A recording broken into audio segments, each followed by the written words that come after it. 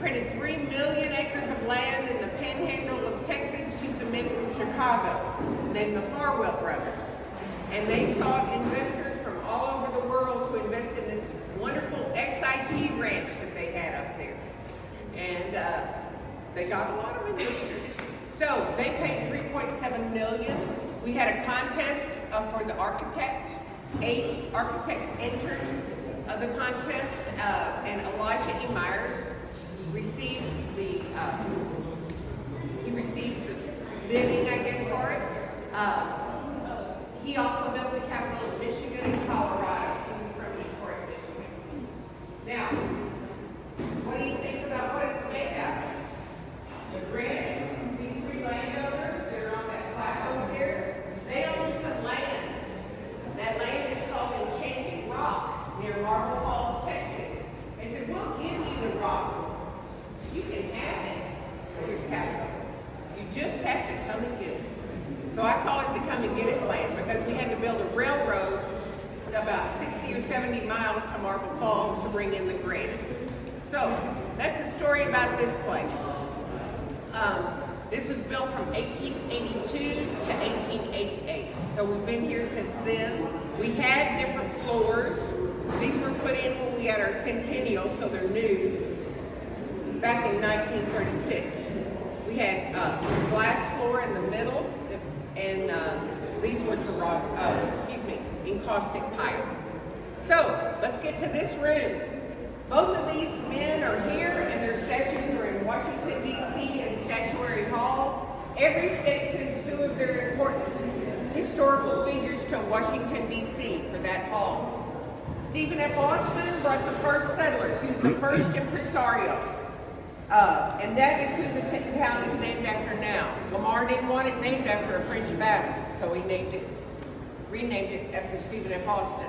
Sam Houston was a lot of things to a lot of people. That's a Cherokee Indian blanket over his shoulder. He lived with them when he was 17, and then later on, after he was a senator from Tennessee. The sword is symbolic of him being a soldier. Later, he came here and he led us in our fight for independence. We won at the Battle of San Jacinto, and this painting, if it had a date on it, it would be April 22nd, 1836. It is the surrender of Santa Anna. He escaped the battle the day before, and they found him, they brought him in, and Houston had him sign the Treaty of Velasco. And that did 3 things. It protected his return to Mexico, his soldiers' return to Mexico, and he declared us a separate nation. And we believed him, and we were for a while.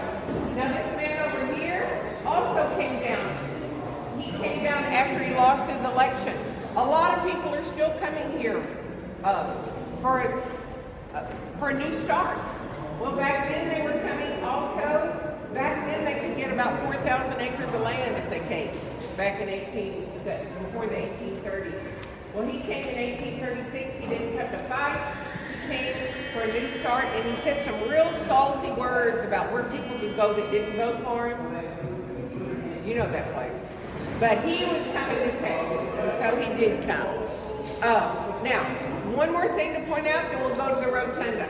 Over here we have a composite of men that served after the Civil War. Any state that left the Confederacy had to pass provisions to get back into the United States. One provision was to give better representation to African Americans. The missing images served in the Capitol that burned. They didn't make it out with the composite. So, we do have their name and information about it. Let's go to the rotunda.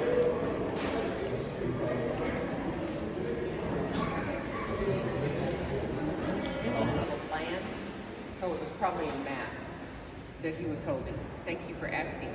So these are the 6 flags that these aren't flags, they're seals of the nations that have had their flag over Texas. The Native Americans were here first. It was the Caddo Native tribe that gave us our name, and it means friend or ally, a word similar to Tejas. But they're talking about the Spanish conquistadors that came in 19 looking for silver and gold. They ended up building missions and settlements to spread Christianity. France came next. They came in 1685, and I hope your luck is better than theirs. Their ship sank, the La Belle. The Caragua Indians attacked them. They get diseases, they mutiny. They're pretty much only settled on the Gulf area. And they all pretty much died within 5 years. Now, in 1821, Mexico gets its independence from Spain. That's the same year young Stephen F. Austin arrives. He's got a document that says that he can bring people here. It was signed by Spanish government. Mexico won't recognize it. So he is persuasive. He goes down and he talks to them for about 18 months, but he does manage to settle all his people, and he leads the way for other impresarios. We got some Alabama folks here in the band. Well, I myself, my Sutherland group, came down from Alabama. We were Stephen F. Austin's third group to come here from Decatur, Alabama. So we did come with him. In 1833, 12 years after he gets here, the president, the newly elected president, has a Senate and a House, and he throws out the Constitution of 1824. That's when 4 states of Mexico want their independence. Those states were Yucatan, Tamaulipas, Coahuila, and Tejas. Tejas is the only one to achieve it. So for 10 years, we become our own country, the Republic of Texas, until Mexico comes back and they want their land back, and that's when we join the United States as the 28th state. Now, you know how we're so sensitive about wanting to be the biggest? Well, we were bigger than we are now. We went all the way up through half of Colorado, New Mexico, on up to Wyoming, and that land was traded in 1845 to pay for our revolutionary debt. And then in 1861 to 65, Texas was part of the Confederacy. After the Civil War, it takes 5 years for Texas to get back in. All around us, we have our former governors. They're in reverse chronological order. Our last governor is right here, Rick Perry. Our present governor, Greg Abbott, won't have his portrait made till he's finished with office, and it'll go right where Rick Perry is. And everybody does a sidestep. We move over, Lee Papio Daniel will go upstairs. It takes about a week to move them all. We've got about 6 open spaces on the 4th floor. So where we're gonna go right now, we're gonna go up to the Senate. They don't let us bring water in unless it's in a bag or stowed away. Even cargo starts are nice about holding in water. But we'll go up to the 2nd floor, then we'll go over to the House of Representatives, and we finish up underground in the extension. Okay, you ready? Out of 50 states are bicameral. Nebraska is not. They are unicameral, and they've been that way since the 1930s. Here in Texas, well, every state does their own thing as far as their state government goes.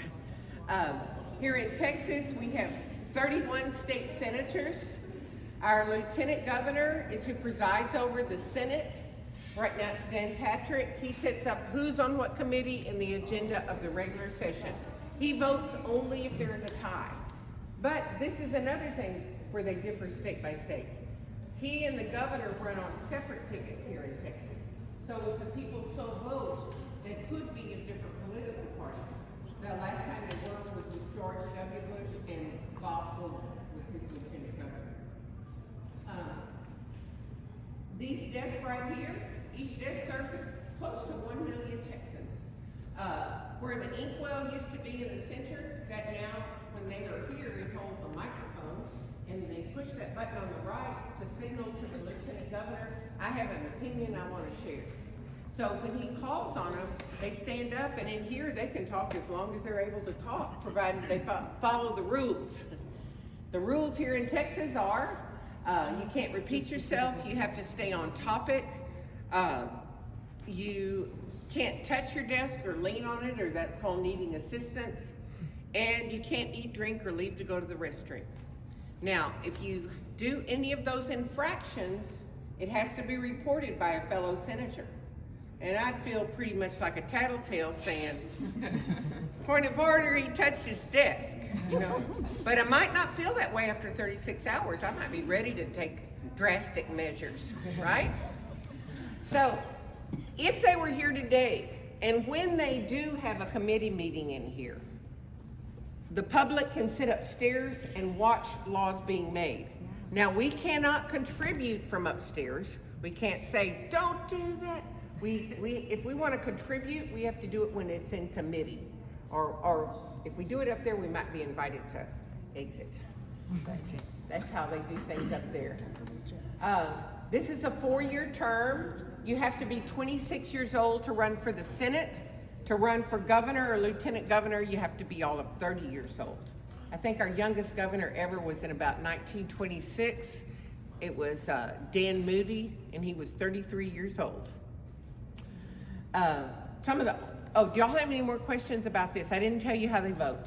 They can vote yay or nay, but again, if someone says, point of order, we need a record vote on that, and usually they say that, then it's 1 finger for yes, 2 for no, 3 for present but not voting.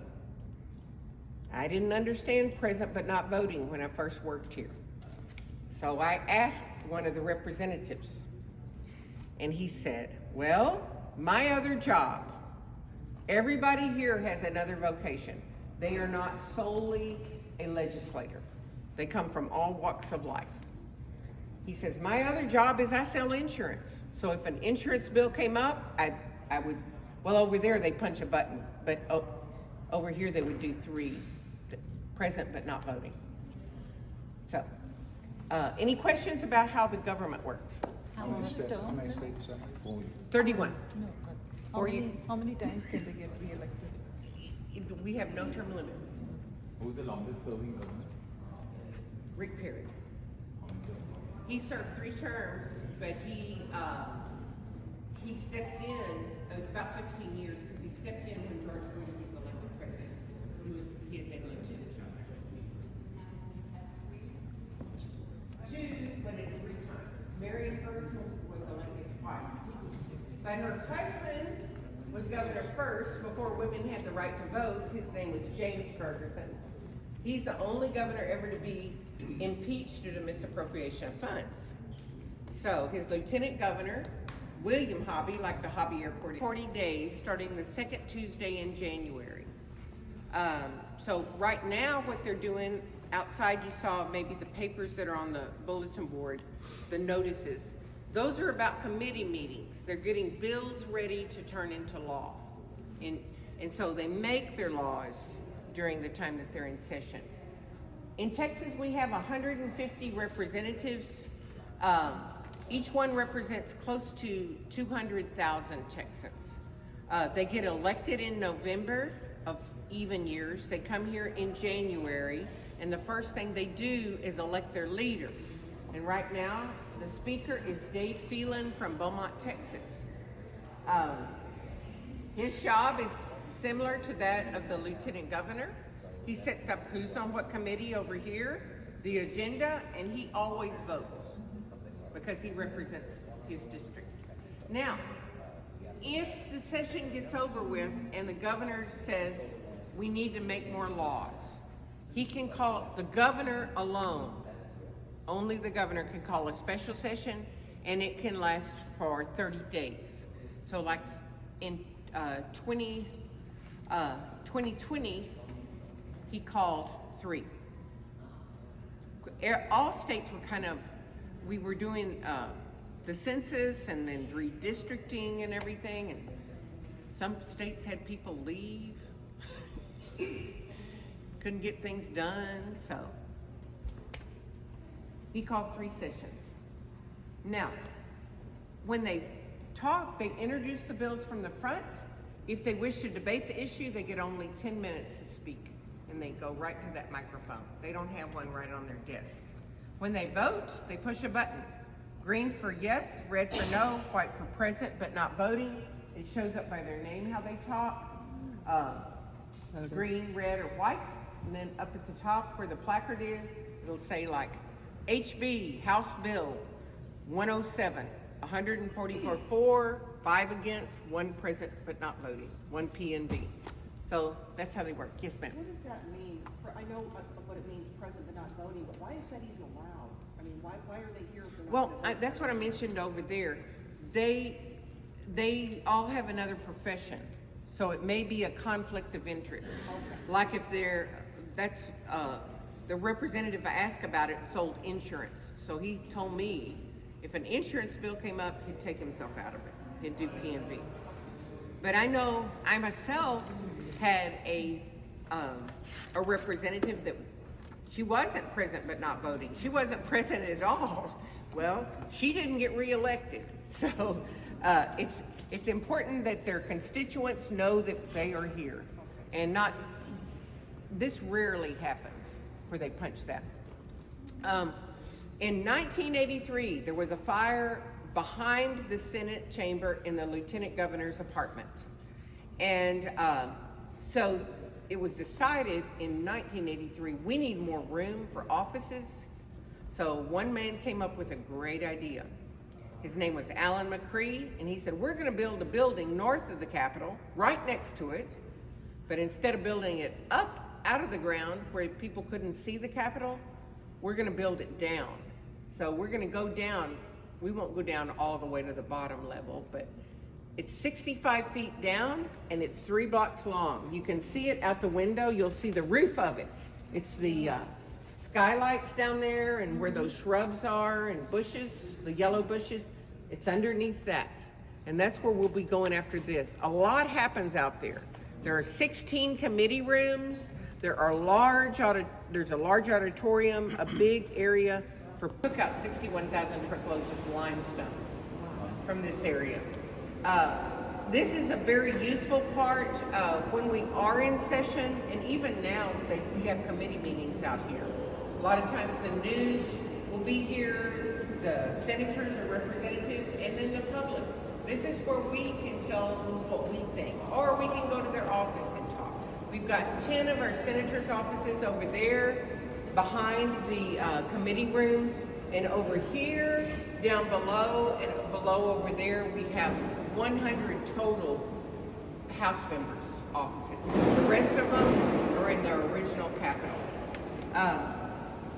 We've got our governor's appointment office, a gift shop. We've got the Capitol Grill, but it's not like the one up north that serves those steaks and everything. It's a grill at the Capitol.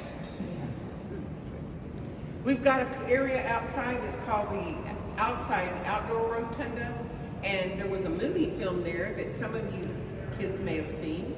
This kid did. Spy Kids 2 was filmed out there. The banquet scene. But what I want to tell you about is that lady on top. She's called the Goddess of Liberty, and you can see her if you come down here. The Goddess of Liberty, and she was put up there in 1888 when the Capitol was finished. She was made of zinc, and she weighed over 2,000 pounds. They put her up there in 4 sections. They didn't have helicopters back then to lift her. I'll tell you about that in a minute. So they used a kind of a rustic type of tower, and they used wires to raise those 500-pound sections of her. In 1986,